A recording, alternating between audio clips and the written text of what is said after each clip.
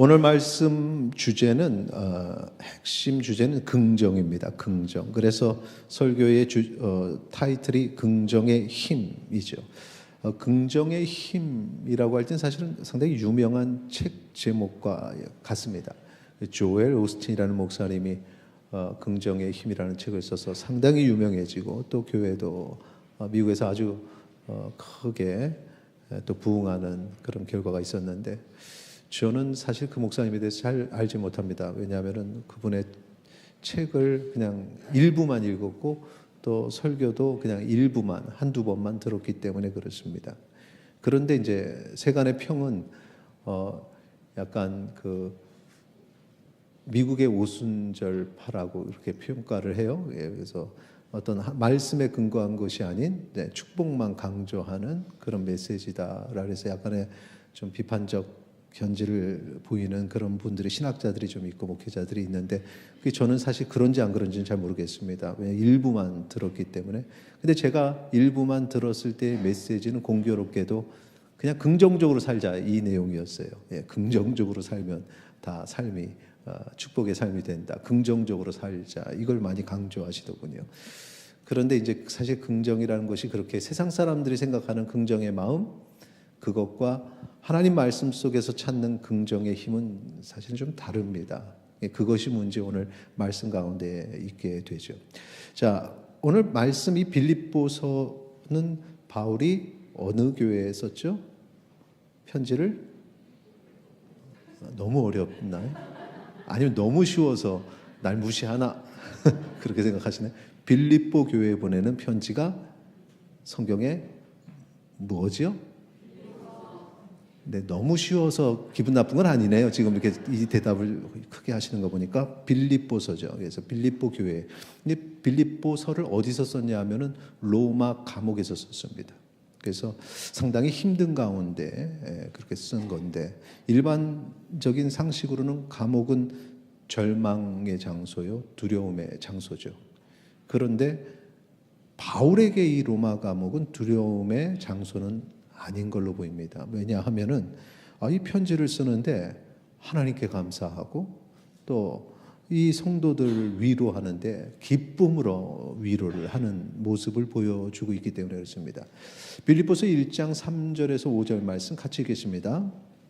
내가 너희를 생각할 때마다 나의 하나님께 감사하며 간구할 때마다 너희 무리를 위하여 기쁨으로 항상 간구함은 너희가 첫날부터 이제까지 복음을 위한 일에 참여하고 있기 때문이라. 3절을 보시죠. 3절에 보니까 내가 너희를 생각할 때마다 하나님께 감사한다라는 것은 지금 이 옥중에서도 감사하는 것이고, 또 4절에 간구할 때마다 너희 무리를 위하여 기쁨으로, 기쁨이 넘친다고 말하죠. 이유가 뭘까? 5절에 있습니다. 너희가 첫날부터 이제까지 복음을 위한 일에 참여하고 있기 때문이다. 참여한다는 것은 나의 사역에 너희들도 함께한다. 그래서 참여라고 말하는 겁니다. 자, 지금 이것을 통해서 지금 바울이 너무 힘든 그 옥에 갇힌 상황인데, 그럼에도 불구하고 감사하고 기뻐하는 이유는 지금 성도들이 나의 사역에 그 복음을 전하는 일에 함께하고 있기 때문이다. 여기서 우리가 알 수 있는 것은 지금 바울에게 있어서 중요한 핵심은 뭐냐? 삶에 있어서 중요한 핵심 포인트는 내가 어떤 대우를 받느냐, 내가 어떤 삶을 사느냐가 아니라 지금 하나님의 일, 복음이 전해지고 있느냐 아니냐, 여기 있는 것입니다. 그래서 지금 나는 고난 중에 있고 옥중에 있지만 복음이 전해지고 있고, 내가 이 복음을 또 옥중에서도 편지를 통해서 복음을 전하는 이 가운데에 바로 이 빌립보 교회 성도들이 함께 복음을 전하고 있다는 소식에 너무나 기뻐하고 있는 것입니다. 그래서 삶의 중요한 포인트가 어디 있느냐에 따라 이렇게 기뻐할 수도 있고 좌절할 수도 있다는 거죠. 이것은 원래 바울이 낙천적인 성격이라서 이럴 수 있는 게 아닙니다. 하나님을 신뢰하는 믿음이 있고, 하나님 이 가운데에서도 이렇게 복음의 열매들이 나타나서 복음을 전하는 자들이 있네요. 감사합니다. 그래서 감사와 기쁨이 넘치는 거죠. 빌립보서 1장 12절, 형제들아 내가 당한 일이 도리어 복음 전파의 진전이 된 줄을 너희가 알기를 원하노라. 지금 이 말 속에서 바울은 내가 감옥에 갇혔다고 두려워하지 말고 걱정하지 말고, 도리어 이 감옥에 갇히는 일로 말미암아 하나님께서 복음을 선포하셔서 땅끝까지 그 계획을 이루시는데, 복음을 증거하는 그 계획을 사람을 통해서 이루시는데 진전이 됐다. 한 걸음 더 나갔다.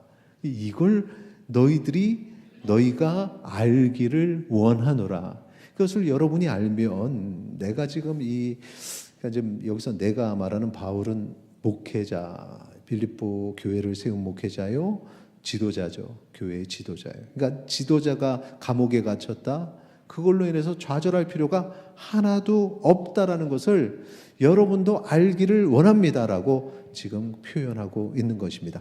여기에서 고난에 좌절하지 않고 두려워하지 않는 바로 이것이 긍정의 힘에서 나온다는 사실을 기억하시기 바랍니다. 여기서 우리가 정의를 내릴 수 있죠. 같이 한번 읽겠습니다. 시작.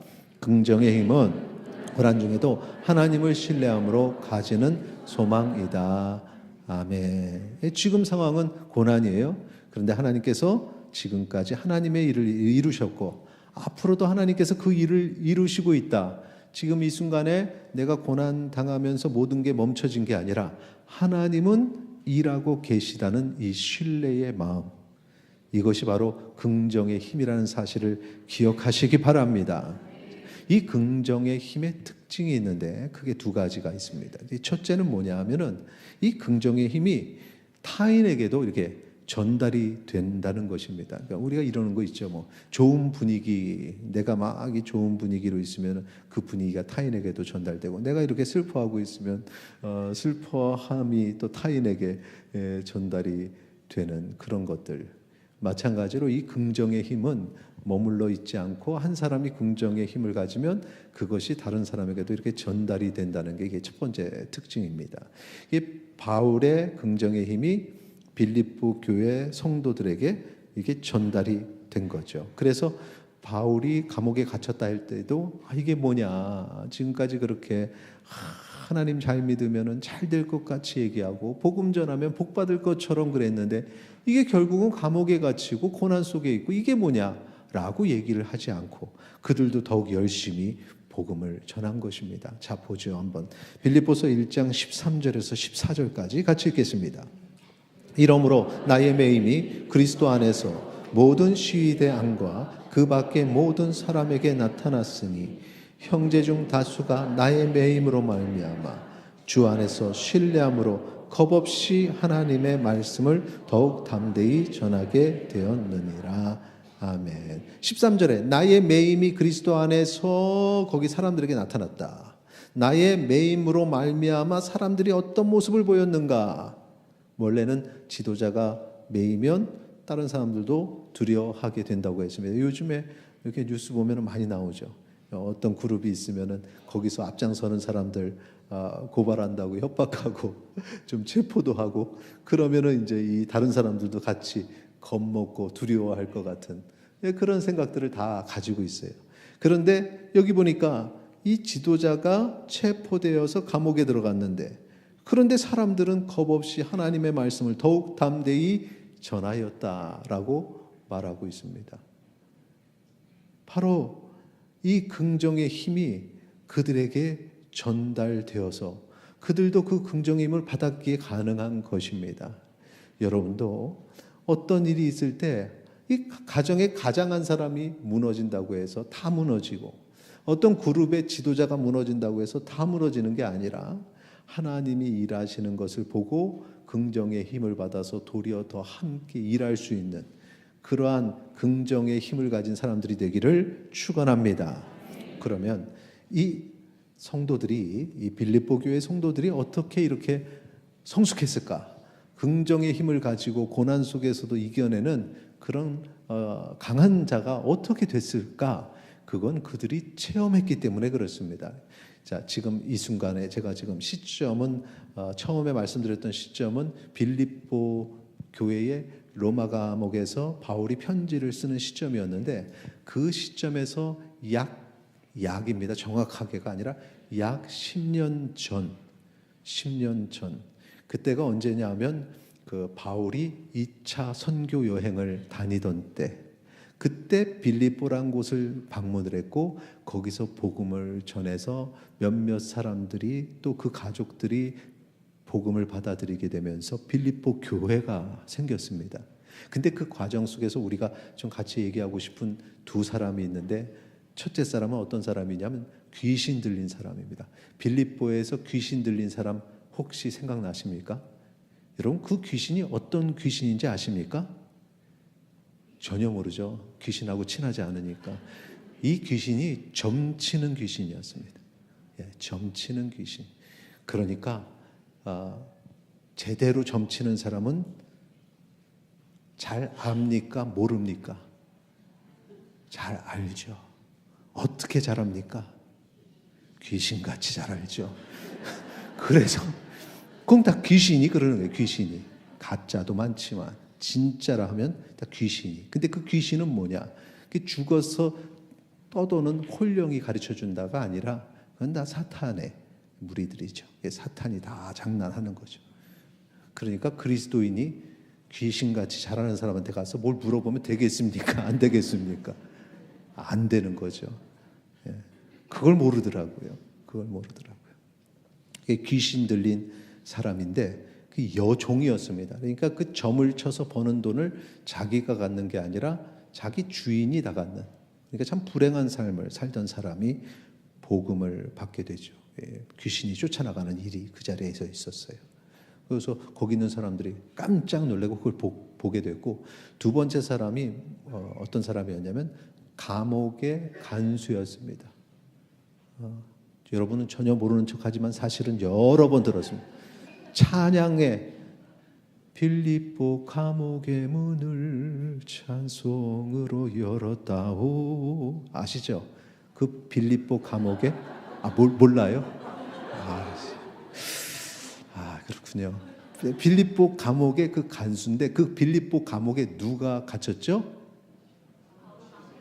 바울과 실라가.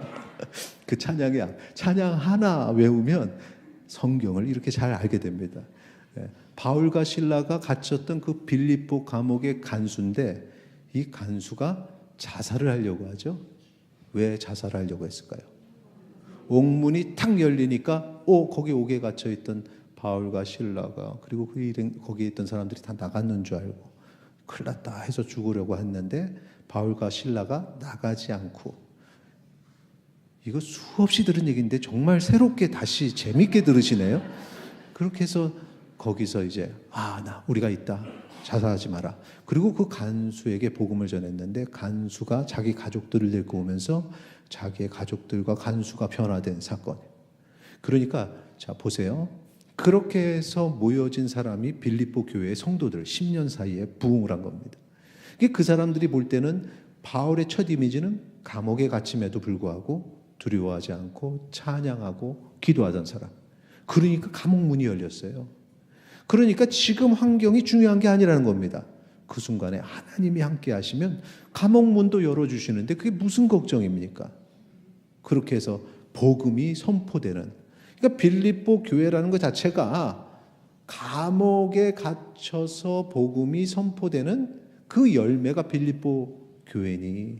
그러니까 그걸 다 체험을 했던 사람들이니 바울이 로마 감옥에 갇혔다는 그게 뭐 대수예요. 거기서도 우리와 같은 역사가 10년 전의 역사가 일어나겠구나. 이 체험이 정말 중요하다는 거죠.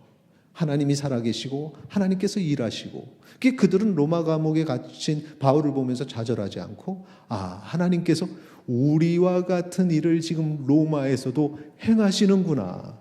이게 바로 긍정의 힘이라는 사실을 기억하시기 바랍니다. 그렇게 해서 전달이 되는 거죠. 자, 긍정의 힘의 특징 두 번째는 이것입니다. 같이 읽겠습니다. 둘째, 혼란 중에도 핵심에서 벗어나지 않고.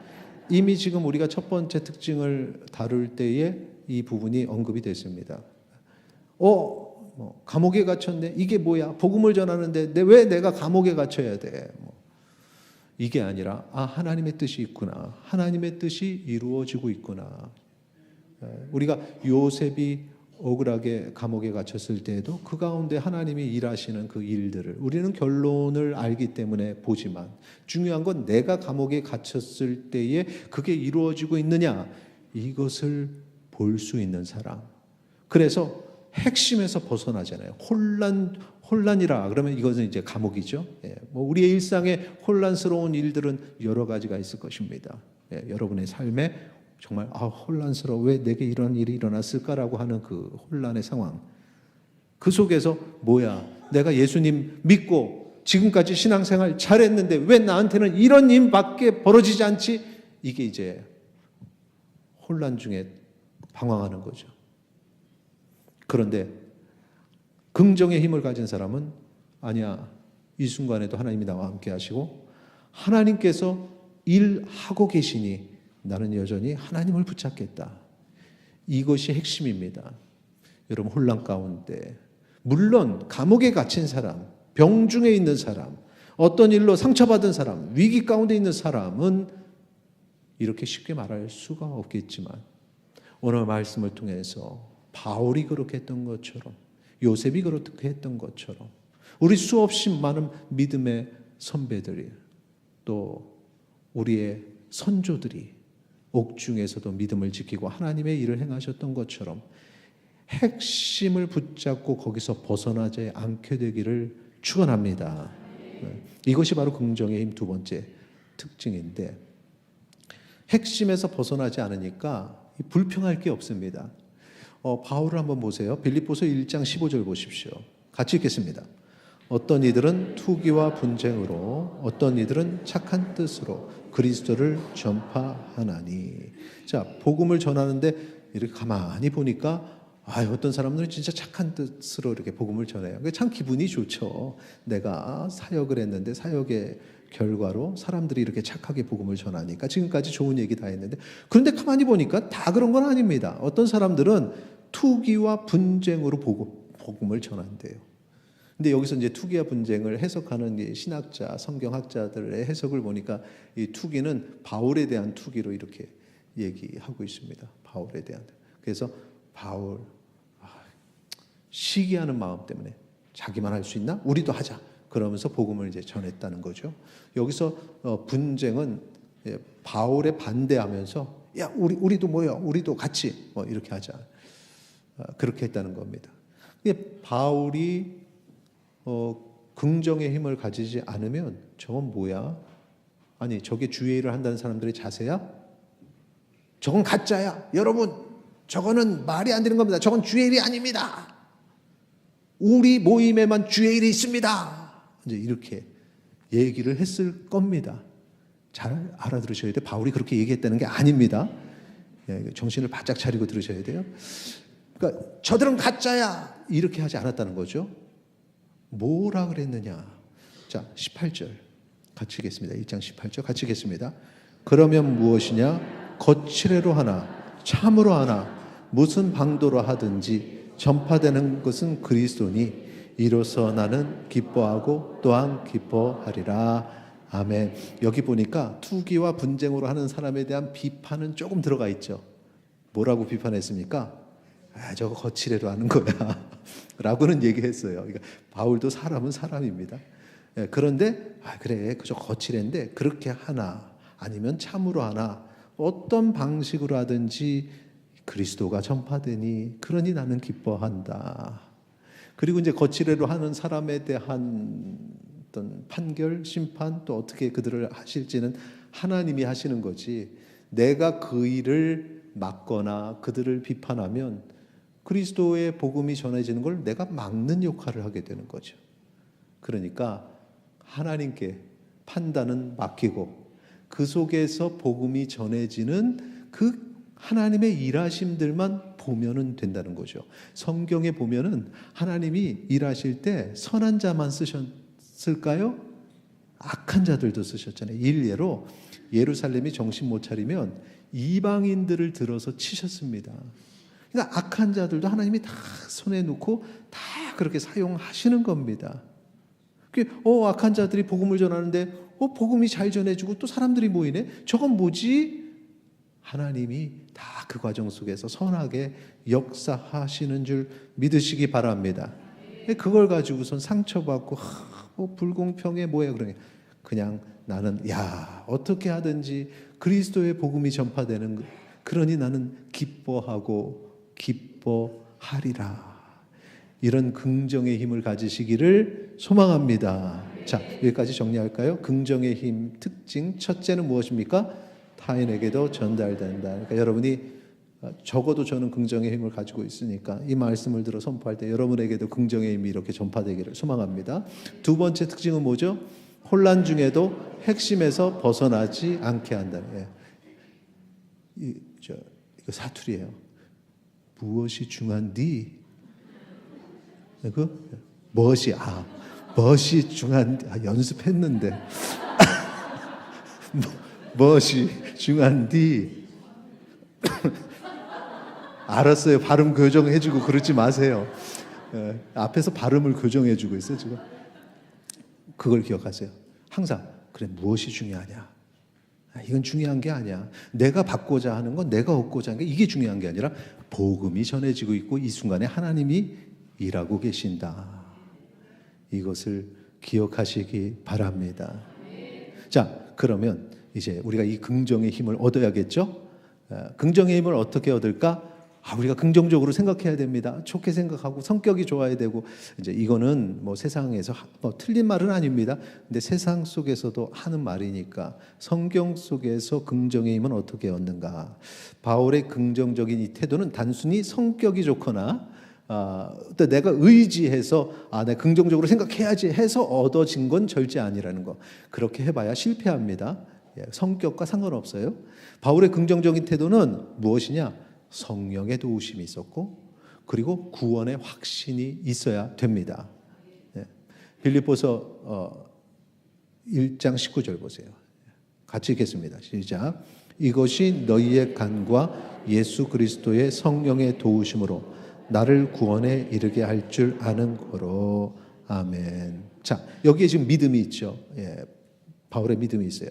예수 그리스도의 성령의 도우심이다. 여기 단어 안에 조금 전에 이야기했던 두 개가 조금 전에 이렇게 자막 나왔는데 그건 전혀 상관없는 얘기고 그 두 가지가 이렇게 담겨져 있는 겁니다. 성령의 도우심 그리고 예수 그리스도의 성령이라고 했으니까 성령께서 나를 도우실 때마다 나의 주 예수 그리스도에 대한 믿음이 더 굳건해지죠. 그래서 이 그리스도를 향한 믿음이 굳건하고 성령의 도우심을 누리는 사람은 그러면 여기 이제 자연스럽게 이 긍정의 힘을 가지게 되는 거죠. 그래서 하나님 나라 소망을 가지고 살면서 한 가지 목적으로 살아갑니다. 내 몸에서 그리스도가 존귀하게 되는 것. 여러분의 삶을 통해서 여러분이 어떤 환경에 취하든지 하나님께서 그 삶을 통해서 영광 받으시는 줄 믿으시기 바랍니다. 우리가 조금 쉽게 기도하는 건 그거죠. 하나님, 제가 믿음 생활 잘하는데요. 제가 잘 살아야 믿지 않는 사람들이 저보고 또 하나님 살아계시는 줄 알지 않습니까? 라는 기도 많이 하죠. 이건 쉬운 기도. 그런데 여러분이 옥에 갇히더라도 옥에 갇히는 그 삶을 살더라도 여러 가지 여러분을 제약하는 것들이 옥입니다. 여러분의 여러 가지 아픔과 상처와 걱정과 근심과 고민이 다 여러분의 옥입니다. 그 안에 갇히더라도 그러더라도 하나님께서는 여러분을 통해서 존귀하게 영광 받으실 줄 믿으시기 바랍니다. 그럼 해피엔딩이 되는 거예요. 그 과정 속에서 두려워하지 말라는 거죠. 자, 이것을 바울이 한 시와 같은 말씀에 담아가지고 이렇게 표현하고 있습니다. 여러분이 이 고백이 여러분의 고백이 되길 바랍니다. 자, 20절, 21절 같이 읽겠습니다. 나의 간절한 기대와 소망을 따라 아무 일에든지 부끄러워하지 아니하고 지금도 전과 같이 온전히 담대하여 살든지 죽든지 내 몸에서 그리스도가 존귀하게 되게 하려 하나니 이는 내가 사는 것이 그리스도니 죽는 것도 유익함이라. 아멘. 얼마나 감격스럽습니까? 이 긍정의 힘이 죽음도 두려워하지 않는 그러한 믿음의 자녀가 되게 하는 것입니다. 죽는 것도 유익함이라 했는데 그거보다 더 두려운 옥이 어디 있겠습니까? 우리에게 다 그거보단 가벼운 일들이죠. 그러니 이 긍정의 힘으로 하나님을 바라보고 두려워하지 않고 옥중에서도 주님을 찬양하는 주의 백성 되시기를 축원합니다. 반주를 준비해 주시고요. 사도 바울이 우리에게 이렇게 얘기해요. 빌립보서 1장 29절. 그리스도를 위하여 너희에게 은혜를 주신 것은 다만 그를 믿을 뿐 아니라 또한 그를 위하여 고난도 받게 하려 하심이라. 그냥 여러분 믿었으니 됐다가 아니에요. 그 다음 단계 그를 위하여 고난도 받게 하려 하심이라. 근데 이 고난을 아무나 받을 수 없는 거죠. 긍정의 힘을 가진 사람만이 이 고난을 받고 이겨낼 수 있습니다. 그러니 여러분 성령의 도우심을 체험하고 구원의 확신을 가지시기 바랍니다. 그러면 긍정의 힘을 소유한 것이 이미 여러분이 성령의 도우심을 체험하고 성령께서 나와 함께 하신다는 걸 믿는다. 그리고 내가 예수 그리스도의 그 구속의 은혜를 받은 자라고 믿는다. 그러면 여러분 안에는 이 긍정의 힘이 이미 있음을 믿으시기 바랍니다. 그리고 그 힘을 믿고 담대하게 그 고난 속에 싸워 승리하시고 기뻐하고 감사하시기를 축원합니다.